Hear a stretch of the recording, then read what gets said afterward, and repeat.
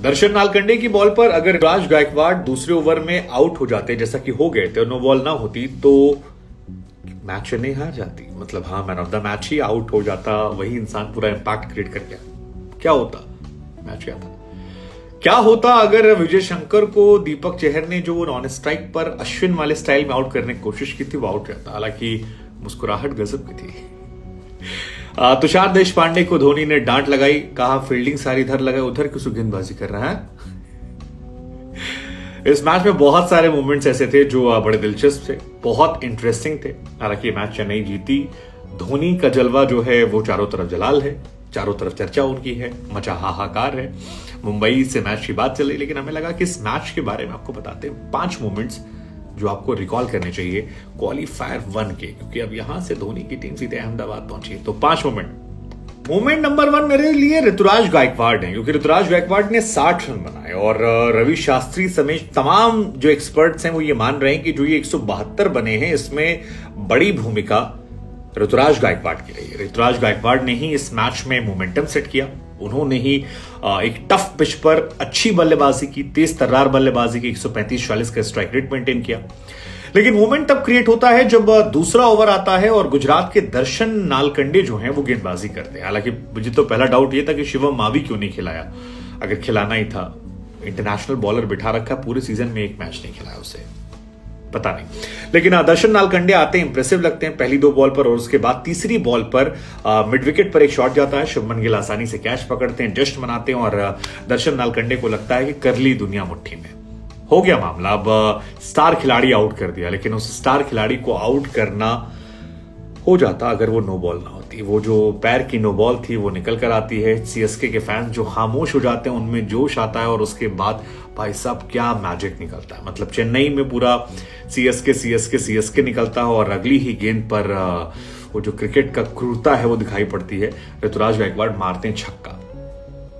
2 ball में उस bowler ने परेशान किया था, विकेट निकाला तीसरी बॉल पर, लेकिन नो बॉल है, फिर छक्का पड़ा, अगली बॉल पे चौका पड़ा और फिर बेचारा पिटता रहा।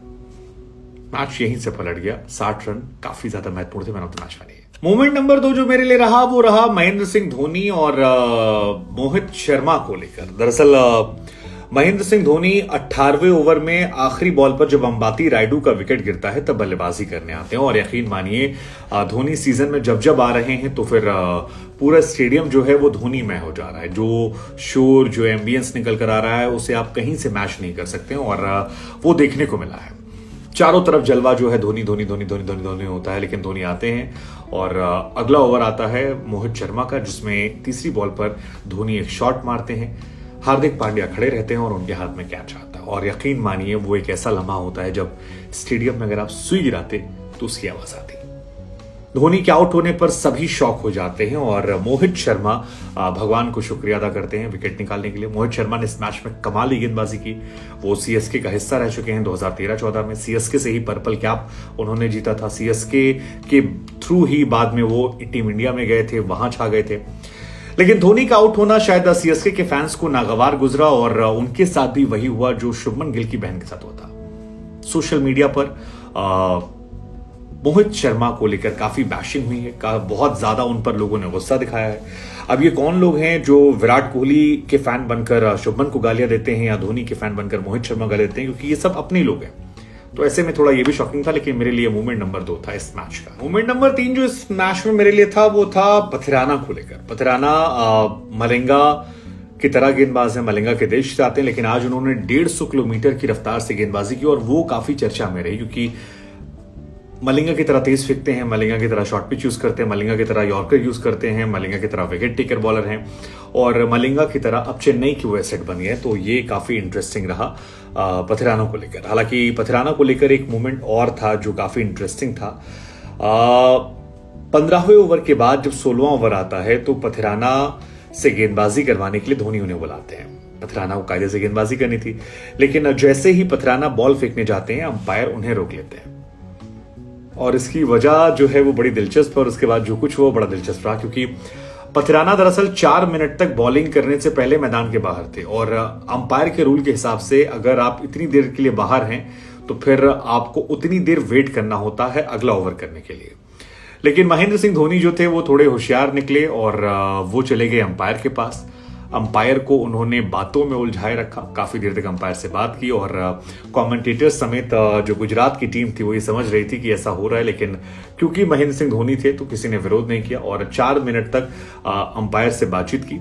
जब 4 मिनट खत्म हो गए तो पथराना गेंदबाजी करने आए, बाद में पथराना अच्छी गेंदबाजी की, लेकिन ये होशियारी, चीटिंग या फिर जो भी कह लीजिए, ये एक बड़ा मूवमेंट मैच का था। मूवमेंट नंबर 4 जो मेरे था वो था दीपक चहर और तुषार देशपांडे को लेकर। दीपक चहर अच्छी गेंदबाजी, आप सब जानते हैं कि इस मैच के टॉप परफॉर्मर में वो थे, विकेट निकाले दो उन्होंने, क्रूशियल स्टेज पर विकेट निकाले, दोनों ही ओपनर को उन्होंने आउट किया, रिद्धमान साहा, शुभमन गिल को।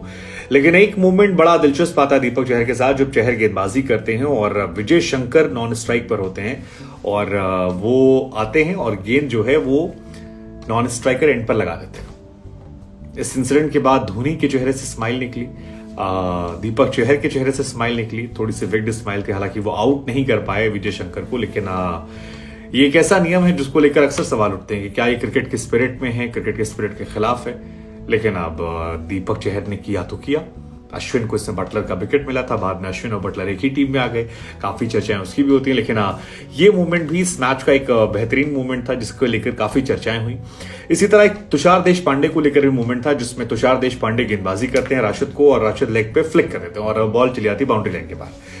और जिसके बाद राशिद को तो नहीं, लेकिन तुषार को धोनी हड़काते हैं, कहते हैं सारी फील्डिंग यहां लगा रखी, सब वहां फेंक ले तू। तो वो मूवमेंट जो है वो भी मुझे लगता है कि इस मैच का एक बेहतरीन मूवमेंट था। धोनी कई मैचों में कई बार चीज कर चुके हैं सीजन में जो चर्चा के केंद्र में रहा। पहले भी तुषार को उन्होंने कहा वाइड फेंकने को लेकर कि यही रहा तो कप्तान चेंज करना पड़ेगा, मैं नहीं कप्तानी कर रहा, और उसके बाद भी वो काफी चर्चा में था। लेकिन ये वाला मूवमेंट भी काफी और जो लास्ट मूवमेंट मेरे लिए स्पेशल रहा वो था डीजे ब्रावो का। यार ब्रावो इस टीम की आन बान शान थे, इनकी पहचान थे, लेकिन लास्ट सीजन के बाद वो संन्यास ले लेते हैं, बाहर हो जाते हैं। इस साल वो बॉलिंग कोच हैं और एक नई टीम को उन्होंने ग्रो करना शुरू किया है। आप तुषार देशपांडे को देखिए, पथराना को देखिए, इस टीम के पीछे ब्रावो का दिमाग है। और जब आप फील्डिंग देखते हैं और वो स्लोअर बॉल देखते हैं तो आपको ब्रावो की याद आती है। जैसे ब्रावो आखिरी के ओवर में आकर स्लोअर बॉल डालकर मैच निकालते थे, आज वही देखने को मिला। तुषार और पथराना ने बहुत ज्यादा उसका इस्तेमाल किया, फील्डिंग वैसे ही लगी थी जो काफी चर्चा के केंद्र में रही।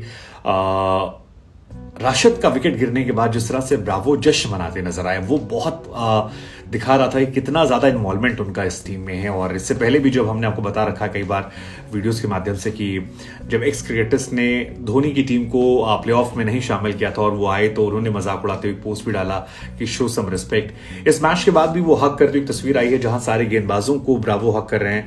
वो भी एक बहुत स्पेशल मूवमेंट था। मुझे लगता है कि इस मैच का काफी ज्यादा इंटरेस्टिंग स्पेशल मूवमेंट था और ये दर्शाने के लिए काफी है कि इस टीम में बॉन्डिंग कितनी अच्छी है, बहुत जबरदस्त बॉन्डिंग है। और ब्रावो की भी तारीफ जो है आज धोनी ने की। तो मेरे लिए ये मूवमेंट नंबर 5 जो था ये शानदार था। कोई और मूवमेंट जो आपको लगता हो कि आपकी नजर में था, जैसे एक ऋतुराज ने कैच पकड़ा था, वो बहुत अच्छा मूवमेंट था। मिलर को जैसे बोल्ड मारा था, वो अच्छा मूवमेंट था। कोई मूवमेंट आपको लगता है जो रह गया हो?